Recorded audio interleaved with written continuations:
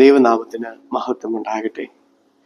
മിശിഹായിൽ സ്നേഹം നിറഞ്ഞ സഹോദരി സഹോദരങ്ങളെ, പ്രിയ മാതാപിതാക്കന്മാരെ, നമ്മൾ നോമ്പിലൂടെ കടന്നു പോകുമ്പോൾ ഇന്ന് പ്രത്യേകമായിട്ട് തിരുസഭ മാതാവ് നമുക്ക് നൽകുന്ന സന്ദേശം കൂന് പിടിച്ച സ്ത്രീയെ സൗഖ്യപ്പെടുത്തുന്ന ഈശോയുടെ വലിയ സന്ദേശമാണ്.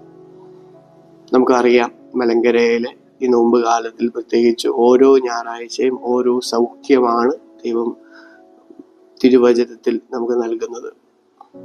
അവിടെ ഓരോ വചനഭാഗവും നമ്മുടെ രക്ഷയ്ക്ക് വേണ്ടി തിരിച്ച് പറുദീസയിലേക്ക് ഉള്ള നമ്മുടെ യാത്രയിൽ എപ്രകാരമാണ് നമ്മൾ വിശദീകരിക്കപ്പെടേണ്ടത് എന്ന് മനസ്സിലാക്കി തരുന്ന കഥകളാണ് തിരുവചനത്തിൽ നമുക്ക് ദൈവം നൽകുന്നത്.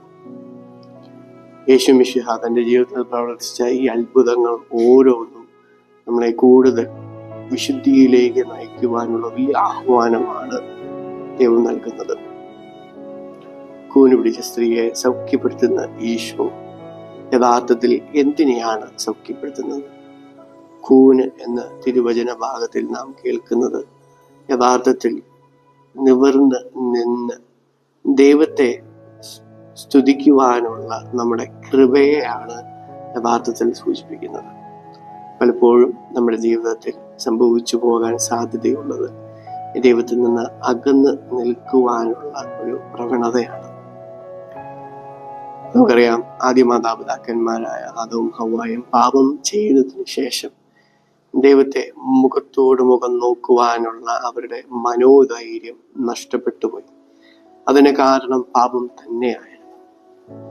എന്നാൽ രണ്ടാമത്തെ ആദമായ ഈശോ മിശിഹ ഈ ലോകത്തിൽ വന്നതിലൂടെ യഥാർത്ഥത്തിൽ ആ ഒരു ധൈര്യം തിരികെ നൽകുന്നത് ഈ സൗഖ്യത്തിലൂടെ തിരുവചനത്തിൽ നാം മനസ്സിലാക്കുകയാണ്.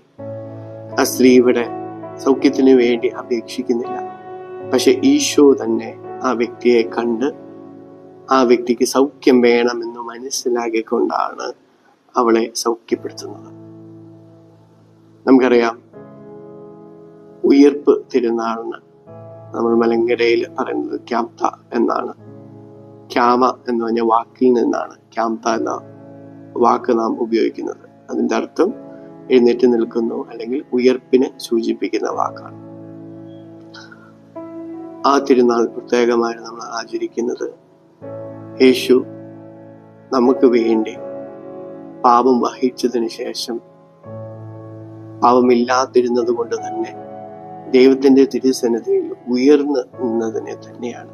മനുഷ്യകുലം മുഴുവനും പാപത്തെ ജയിച്ച് ദൈവത്തിന് മുൻപിൽ നേരത്തെ ഉണ്ടായിരുന്ന മനോധൈര്യത്തോടു കൂടെ തന്നെ എഴുന്നേറ്റ് നിൽക്കുന്നതിനെയാണ് സൂചിപ്പിക്കുന്നത്.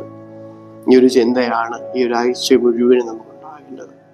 ദൈവത്തിന് മുൻപിൽ യേശു ക്രിസ്തു നമുക്ക് നൽകിയ കൃപയാൽ ദൈവത്തെ മുഖാഭിമുഖം നോക്കിക്കൊണ്ട് ധൈര്യത്തോടു കൂടി നിൽക്കുവാനുള്ള കൃപ നമുക്കുണ്ടാകണം. ആ ഒരു വലിയ സന്ദേശമാണ് ഇന്നത്തെ തിരുവചന ഭാഗം നമുക്ക് നൽകുന്നത്. ആ ഒരു സൗഖ്യം ലഭിക്കുവാനായിട്ട് മറ്റൊന്നിലും നമുക്ക് ധൈര്യമില്ലെങ്കിലും യേശു നമുക്ക് നൽകിയ രക്ഷയിൽ ധൈര്യപ്പെട്ടുകൊണ്ട് നിൽക്കുവാനുള്ള കൃപ ദൈവം നമുക്ക് പ്രദാനം ചെയ്യട്ടെ. പിതാവിൻ്റെയും പുത്രൻ്റെയും പരിശുദ്ധാത്മാവിൻ്റെയും നാമത്തിൽ